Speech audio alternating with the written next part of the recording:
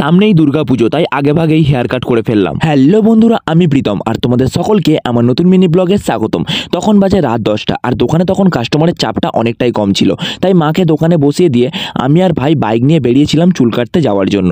সামনেই দুর্গাপুজো, তাই আগেভাগেই চুলটা কেটে ফেলার সিদ্ধান্ত নিলাম, কারণ সামনেই দুর্গাপুজো আর দুর্গাপুজোর সময় দোকানে চাপও বাড়বে, তখন পরে আর সময় পাবো না চুল কাটার, তাই আগেভাগেই চুলটা কাটার সিদ্ধান্ত নিয়েছিলাম। ফাইনালি বাইক নিয়ে আমি আর ভাই পৌঁছে গেছিলাম আমাদের ফেমাস দীপকদার দোকানে।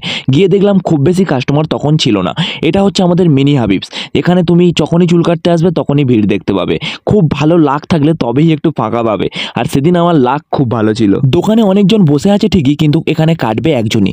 ভাই আর আমি চুল কাটার জন্য বেশ বসেছিলাম, তারপর বাবা হঠাৎ কল করে বলল বাইকটার দরকার আছে, ওটা নিয়ে আয়। তাই ভাই বাইকটা নিয়ে চলে গেল দোকানে। আমরা যখনই চুল কাটতে যাই তখন একসাথেই যাই, কিন্তু সেদিন ভাইয়ের আর চুল কাটা হলো না। ভাই বাইকটা নিয়ে চলে যাওয়ার পর নিজের থোবরাটা একটু আয়নায় দেখছিলাম, সব গুড ছিল, বাট এই মাঝে মধ্যে সব ফেসের মধ্যে কেন আসে? আসলে আমাকে প্রচুর মিস করে, সেই জন্য আমাকে মাঝে মাঝে দেখা দিতে আসে। পিম্পল লাইক, কিরে ভাই ভালো আছিস তো? ফাইনালি 1 ঘন্টা পর মেরা বাড়ি আ গয়া থা।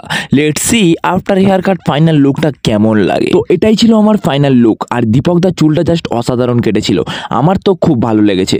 তারপর চুলটা কেটে বাইরে বেরিয়ে দেখলাম রাস্তাঘাট আলোয় আলোকিত হয়ে গেছে, কারণ সামনেই দুর্গা মা আসছে, যে পুজোর জন্য বাঙালিরা একটা বছর অপেক্ষা করে থাকে।